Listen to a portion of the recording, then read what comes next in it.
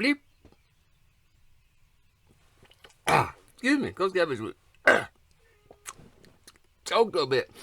I take a drink, and because all that, I'm sorry, Pussycat. Pussycat's leaving. All that stuff in my neck, it sort of got my neck paralyzed where I will choke. So I apologize, and sometimes I don't realize I'm making a joke, and I do, and that's why I don't go out and eat at restaurants, because it's very embarrassing when you fall on the floor and it looks like you turn into a werewolf and go and you choking to death. Anyway, this is what Coach Kev is. This is just saying, I apologize, but hell, choking is no fun. Makes you not even want to eat sometimes. Anyway, that's not what we here to talk about, but it has something to do with eating. 45, 46. I do pick up sticks. This is not on the Shabbat, unless it was life and death, and had to save the ox out the cart or something. You know, you do what you got to do sometimes, cause it's important. Anyway, the same message. I done got all over the Sabbath to keeping people about being kind and being nice and understand that hell. Oh, grave. I'm sorry. I forgot. Coach Catfish will say grave every time I want to say hell. I'll just say grave because, well, hell, grave. It's very grave. Anyway, what it was. This here time of year. The time of year, 128. I laid them straight. Is that the right eye? That's the right eye. So 128 with the right eye. When you look that up, make sure it's the right eye. Anyway, the day it is, the day it was, the day it is gonna be, and that is what Christian people. I know there's various places they do it different days and stuff, but you gotta understand, sir. I'm sorry. People's night or individual, the person that you are, the person that you are. Thing is, this here day is like one of the most solemn days in your life, or it should be, cause this is a day when you got to understand that. Well, hell, what is it you people think? Oh, you think he's born on that day? Okay, so it's the born on date of your Savior, and you know you go up to the Pesach 30-something years later. It's disputable as to which 30 it is.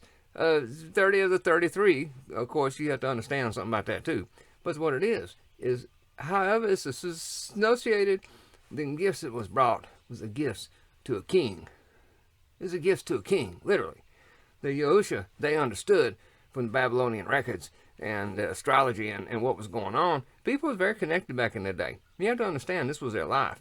And the monarchists and stuff actually believed this quite well. That's why they, when Herod found out about this, the prophecy, he went around and had all the children, had their brains bashed out and got rid of them. That was part of what was happening towards your Christmas, however you believe that stuff. But that's actually what happened, because he thought it was a problem with the crown. He thought he was going to be unseated because they had this king of the Jews, and these people showed up, and it was not 3 people. It may have been 3, but it had another probably 10,000 for each one behind them with the riches of a king. You have to realize Yahushua was not a refugee. He was a person that was known to be from the line of David, the line of David. He was known for that. Their families, why they lived down there, because people considered them rabble-rousers, and since everybody was looking for a king, then, well, hell, if he's grave, he's part of that group. They look. Thank you, Colonel McGregor. I knew you would show up. Your facsimile, his facsimile shows up because we got the same kind of issue when we dealing with stressful things in our throat, because we're just trying to hawk it out. Well, knock it out. Anyway, 413. It's mighty mean. What it was is the Yahusha. He was not no refugee. What they was dealing with was not a refugee issue. Had nothing to do with it. Nor was a bunch of presents that actually had to do with the king. That's why Herod got so upset, because this is a prophecy that seemed to be coming. I can't help it. I can't hear him no more hardly, and I'm losing my hearing, and so I talk loud. And the dent told me a while ago, she said, quit screaming at me, and I say, I'm not screaming. I can hardly hear myself. I'm so sorry. Anyway, but I'm not sorry about telling you this, yeah. And that's what the whole thing. So there's going to be disputes of all kind, especially when you go from language to language, and you go from centuries to centuries, and you go from different understanding mindsets of things and realizing it's a very difficult subject that takes time to actually deal with. And the whole thing about the Christmas was the Christian people.